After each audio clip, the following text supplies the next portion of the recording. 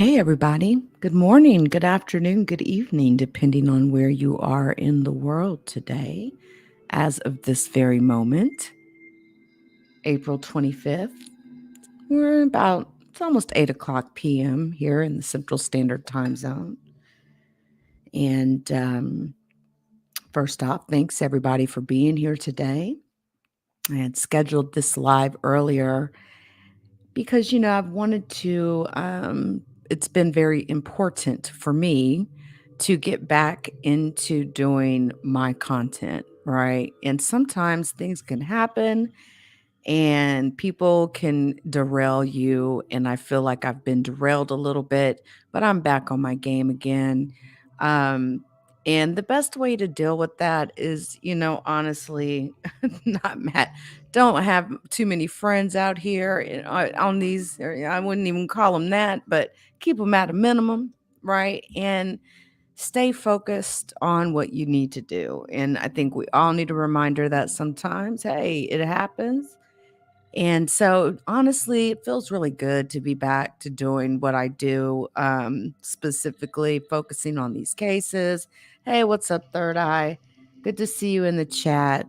On top of the fact that, I've got a lot of positive stuff going on, getting ready. There's just a lot going on. Good stuff, all good stuff. Can't complain. Hey, Gloria, you doing all right? So, along with the stories that I've been bringing or whatnot, there's a couple of things that I do want to talk about tonight. Okay. Now, I scheduled this live to bring this breaking news to you. Okay. It's a couple days old, but still very much so valid that needs to be discussed. But then there's two other things that I want to cover that I probably will stop the stream on the Crimes and Investigations channel and will probably go over to one of the Leak You channels for this. But know that I'm always on Twitter. Okay. So if you ever come over to twitter.com/leaks online, or you just search Leak You, you'll find me, blue icon. Okay. You know my artwork. And to be honest, every stream is there. Like, I hardly ever go back and like remove streams or delete streams and stuff like that from Twitter. Twitter has a much more laxed policy when it comes to streaming. And thank you, Third Eye. Much love to you. I really appreciate that. Interloper Nation, baby, all day long. Now, shoot, not only do we got our main Interloper Nation page, now we got two others. So it's a very true statement to be said that when you do try to attack people's platforms and you try to take their platforms down, all you're going to do is make them build them even sturdier, baby. That's it. That's all. But let's get on into this particular case. And then again, I want to talk about two things. Number one, a news clip that I seen that just, I don't even understand. And then I want to talk about Miss Thought Selena Powell, okay? Because I did see, and I see, y'all, it's just a few things I have to say about that, okay? That girl has been gross and nasty for years, okay? And it's like she's been rewarded for doing so. It's kind of crazy. Like, you got people out here that try really hard to make ends meet, that out here mowing grass, selling tamales and shit. Then you've got bitches like that just seem to just, they can make 3 racks by letting Young Thug hit it from the back. I didn't even know. I ain't even gonna say that. You know what? I'm not even gonna say that. If she says he hit it for 3K, then I guess he hit it for 3K.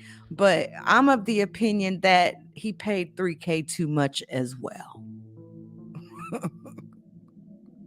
But what's up with all these young girls selling they poo nannies though? Like, come on. But let's start. Okay, let's start with something else first here because I'll get to talking about that. Meekiah Wadley.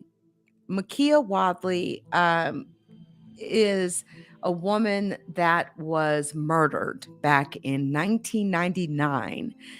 So, as we begin this part of the podcast, I just want to first start off and say welcome to all of you that are here in the Crimes and Investigations podcast. We just launched this podcast. So, this is episode number 2. And the story that we have for you is about Meekiah Wadley, which is a cold case that has now been solved. So there is a little news clip I'm going to play here.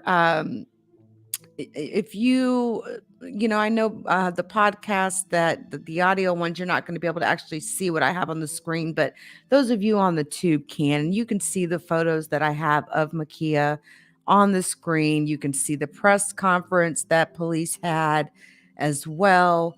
Again, the suspect has been identified as a man named Jerry Henderson, who killed her. Apparently, he died from a drug overdose not too long after she was murdered, actually. So allow me to play this news clip for you just really quickly, and then we'll go from there. DNA evidence is being credited for solving a murder cold case in the city of Richmond. It happened way back in the 90s. Long time ago. Although a suspect has been identified, a family member of the victim explains why this does not bring closure. Crown 4's Hazik Bediyoun has the story. After 23 years, the murder cold case of Meekiah Wadley has now been solved. To Meekah's family and loved ones, I hope today brings a measure of peace and of closure. California Attorney General Rob Bonta held a press conference at the Department of Justice's DNA processing lab in Richmond, which he says played a key role in using familial evidence to identify the alleged murderer by connecting DNA collected at the crime scene to the DNA of a family member of the suspect. We were able to establish a list of likely first-degree relatives of the person responsible for Meekah's murder and ultimately helped our partners identify him. Officials identified the alleged killer as Jerry Lee Henderson. And although this particular suspect died some days after the murder, I am hopeful that the family of Meekah will have some degree of closure regarding their loved one's death. Richmond police investigators say back in January 1999, 28-year-old Meekiah Wadley was found dead in her apartment in Richmond. Over the years, the search for the murderer turned cold, but Richmond police investigators say they never gave up on the case. To Meekah's family and friends, nothing can make up for this tragic loss. But I hope that these efforts bring some sense of closure for all of you. Meekiah Wadley's niece says closure remains yet unfulfilled without knowing why she was killed. Why her? She wouldn't even hurt a fly. So young, so sweet. She was innocent. Never in a million years I thought something like this can happen. She had so many dreams she wasn't able to fulfill. Hazik Bediyoun, Crown 4 News.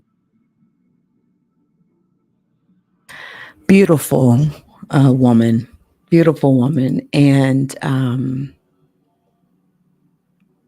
it's situations like that where there is no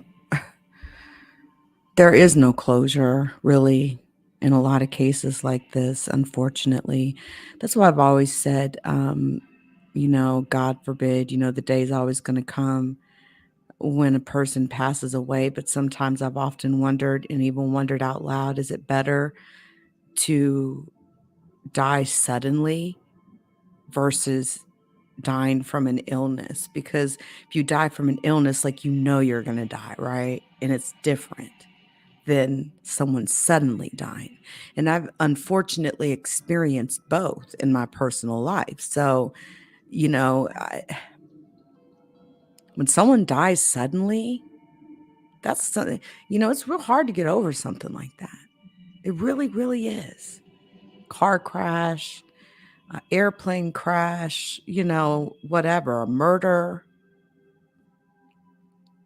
Do you know how many murders or unsolved murders, cold cases that are still active even now with evidence that isn't even getting processed? That's just sitting in boxes in storehouses? All right. Well, listen, I wanted to bring this to you because this is a cold case that has now been solved. Richland police have now identified that suspect, Jerry Henderson, as the killer of Meekiah Wadley. He again died of a drug overdose just a few days after her body was found. So that case is now solved, and I wish nothing but support for the family. I wish you all the very best. Now, we're going to move on into something else here. All right. And I'm kind of considering, I am going to remove the crime and investigations